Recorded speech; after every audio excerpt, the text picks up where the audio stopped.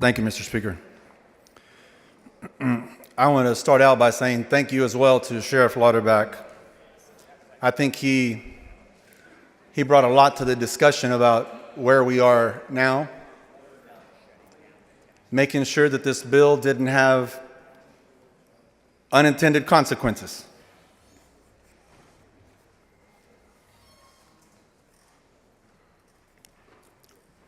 I will never not defend the immigrant community. It's the only community I've ever known.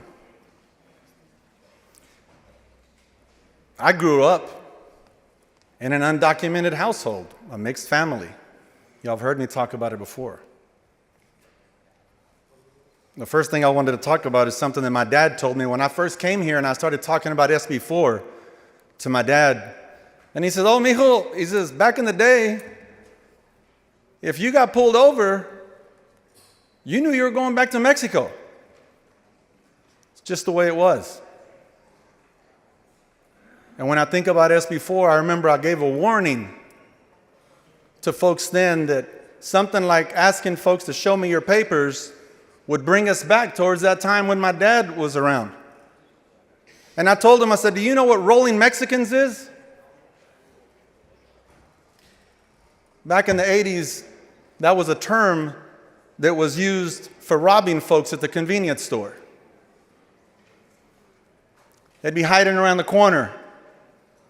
Those guys would come out on a Friday, buy their Marlboros, put them in that front pocket, and their money, their check would always be right behind that Marlboro, or their Winstons, or whatever it was. And as soon as that guy would make around the corner, they'd be there waiting on him. They'd beat them and steal from them. I was just a little kid playing video games, and I can remember rarely would their weekend pass that somebody didn't walk back in the store after getting beat up. It became a norm until it happened to my dad. And luckily I had 5 pretty tough brothers. And we had to take things into our own hands and make sure that those guys knew that they weren't welcome on our corner or by our convenience store. But that was an unsafe time. I heard somebody say yesterday, times are better. Well, I'll tell you that after SB 4 happened, a lot of crime went up in Fort Worth, Texas. And I spoke to a former speaker, Speaker Bond, in that next session and begged him to not allow another anti-immigrant bill that chilled our community from calling police and from engaging people like Sheriff Lauterbach. I had a bar in my neighborhood, got robbed 17 times before they called police. And when they did, there was a sting. And one of those criminals put a bullet in Officer Garrett Hull's head. So sometimes when we're all out for enforcement, as Representative Anchilla talks about, we don't think about those unintended consequences.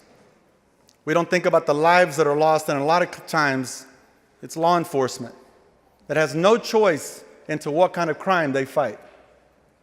Garrett Hull lost his life protecting immigrants, undocumented immigrants, on Biddison Street in South Fort Worth. And I'm going to tell you that while I'm going to accept that this bill is probably going to pass today, I'm not going to accept the chilling effect that's going to be created throughout this entire state of Texas, and many of you refuse to accept what Texas is and what we are. We're lucky, we're fortunate, we're blessed to have the people that help us build this state the way they have. Sheriff Lauterbach said that those people that are here on a state charge, that commit a crime, that none of us want those dangerous folks back out on the street, whether they're citizens or undocumented.